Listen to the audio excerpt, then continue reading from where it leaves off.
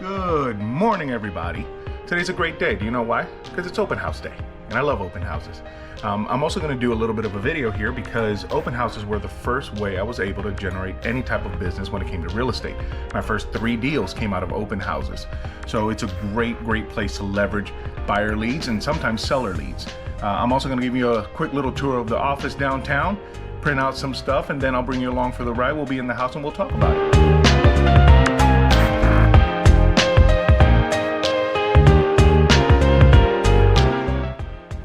We arrived here at the office. It's located in the beautiful Titus Landing little shopping center. We're gonna get in there, we're gonna print out some flyers, print out some stuff, make sure we have everything we need, and I'll take you on a short little tour. Let's get it poppin'.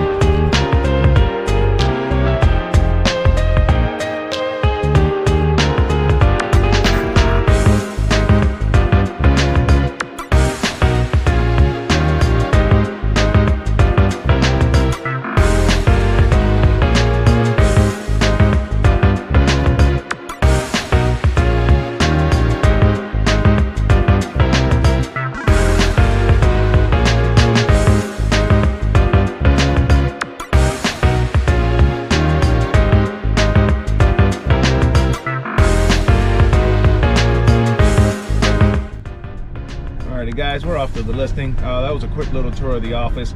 I wanted to print out some flyers and stuff, but apparently the server's down, so I was not able to. My face and my cards will have to do.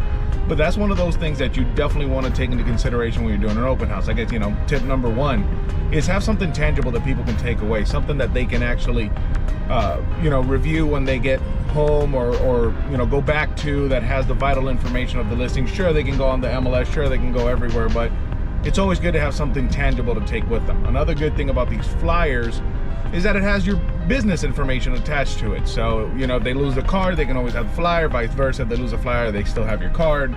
Just another layer.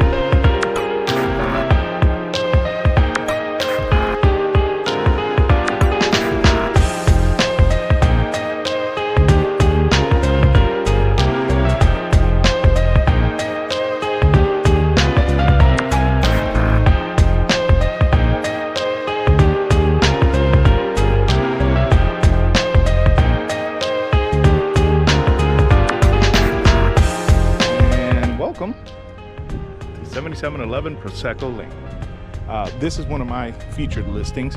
I actually have a full featured on my YouTube channel, my Instagram, my TikTok. All of them have a complete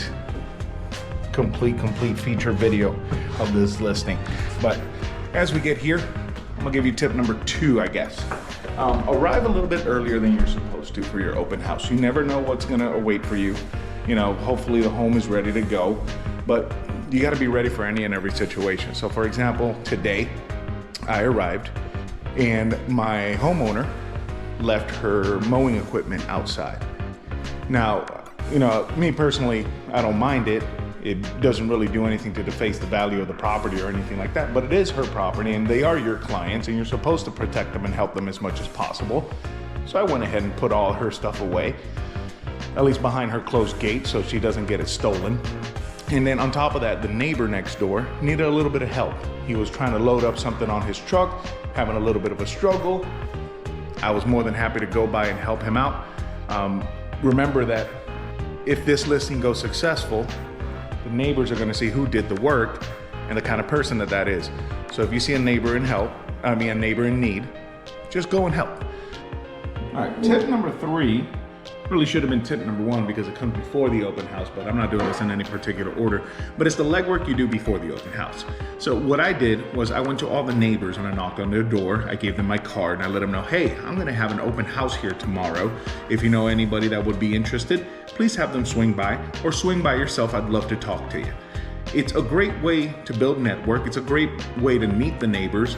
It's a great way to become memorable if they ever do want to listing, because if this listing goes well for my client, they're already gonna know who to call.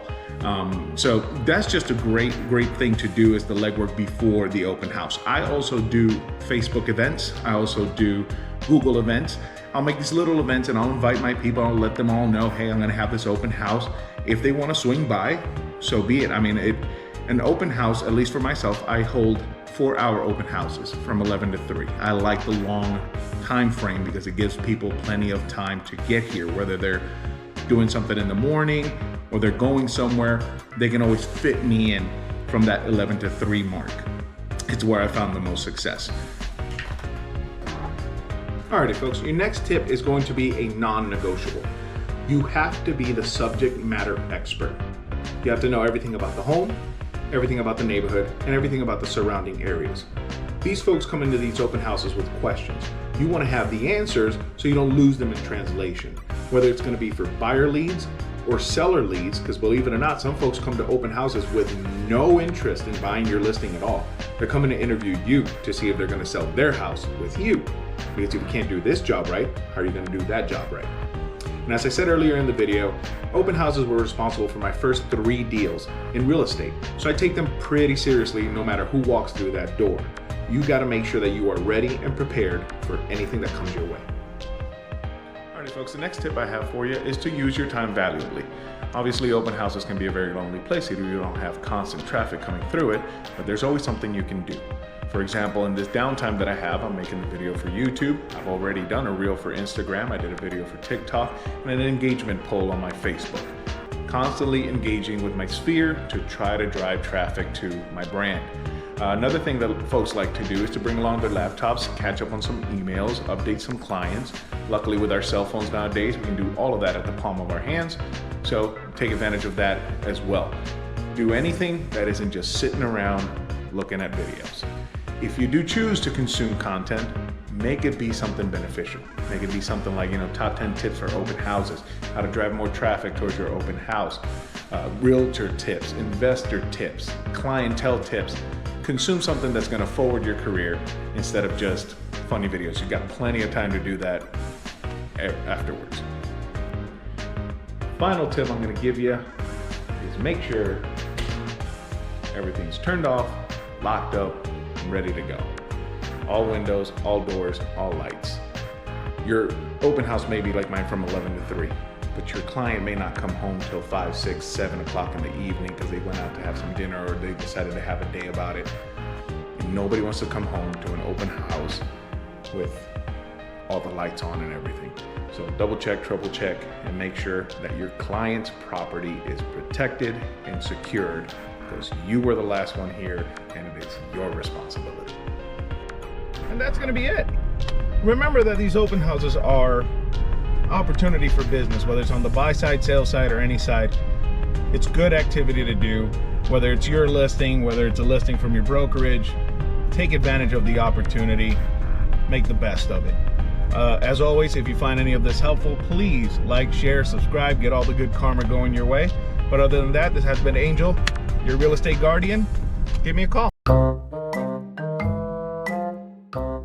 Your next tip is gonna... Crisis averted. Start over.